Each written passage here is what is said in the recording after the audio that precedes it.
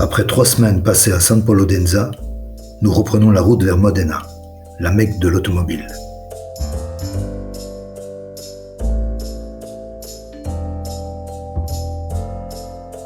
Ici commence notre pèlerinage, enfin, surtout celui de Riccardo. Pour moi, cela serait plutôt mon chemin de croix, avec pour station Maranello, Modena, Sant'Agata et Funo. Pour les nomades que nous sommes, il reste dans cette région industrialisée de la place pour planter sa tente dans la nature, ou être accueilli partout où l'on passe.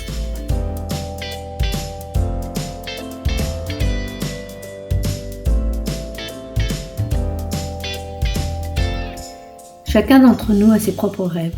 Celui de Riccardo attendait, depuis son enfance, après avoir découvert émerveillé à l'âge de 10 ans, une Lamborghini coincée à l'entrée d'un garage. Depuis, j'ai toujours eu envie de me rendre dans la région de Modena et d'aller visiter le musée de ce constructeur mythique.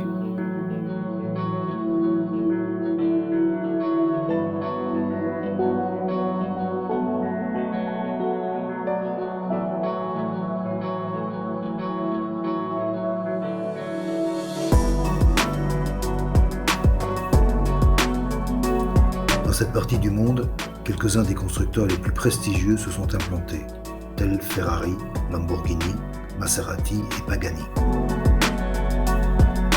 Mais l'Émilie-Romagna ne se résume pas à l'automobile de luxe. Comme partout en Italie, l'art est omniprésent, et c'est une merveille de se promener dans ces villes le nez au vent.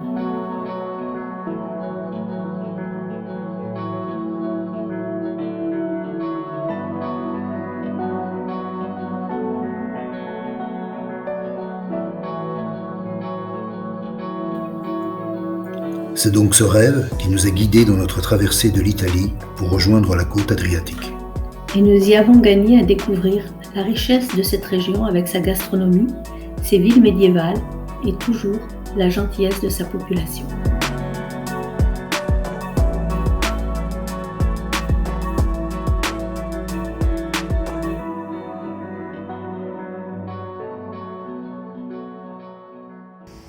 Il y a une petite place qui s'appelle la place Bethléem, qui est adorable comme tout.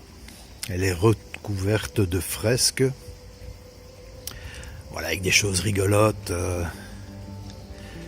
Je vous laisse un peu découvrir. On voit que les fenêtres sont maintenues sur des piliers pas toujours très droits, mais bon.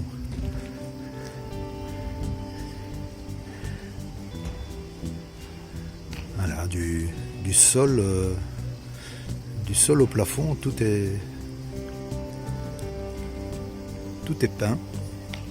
Et puis il y a l'autre partie de la place, voilà, avec des dessins un peu différents, beaucoup d'animaux, des choses un petit peu plus variées peut-être.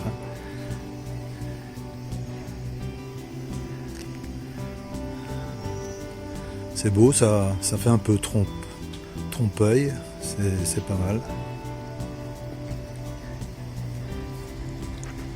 Ah, alors là je précise tout de suite que ce n'est pas une fresque, ça bouge.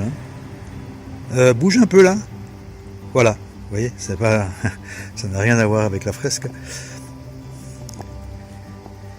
Et voilà.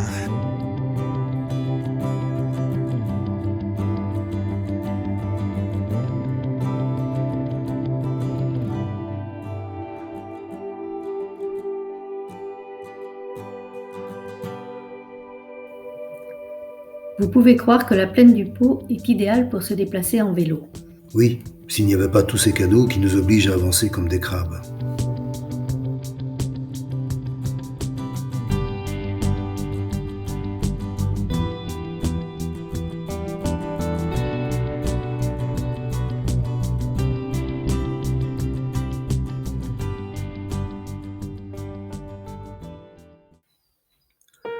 Nous découvrons émerveillés l'immense patrimoine de cette ville, ancienne capitale de l'Empire romain d'Occident.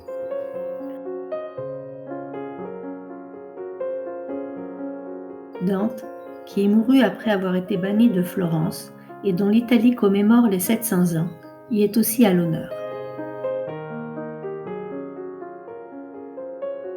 Nous enchaînons, assoiffés de beaux les visites de monuments tapissés de mosaïques datant du 5e et 6e siècle après Jésus-Christ et comptant parmi les plus belles représentations en Europe de l'art paléochrétien et byzantin.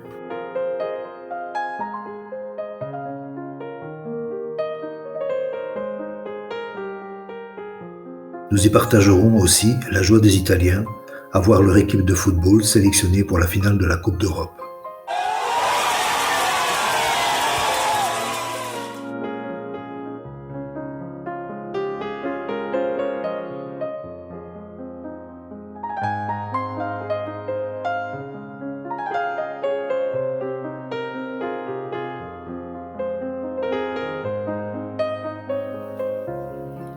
Nous touchons au but de notre traversée de l'Italie d'ouest en est et de nouveaux horizons s'ouvrent à nous.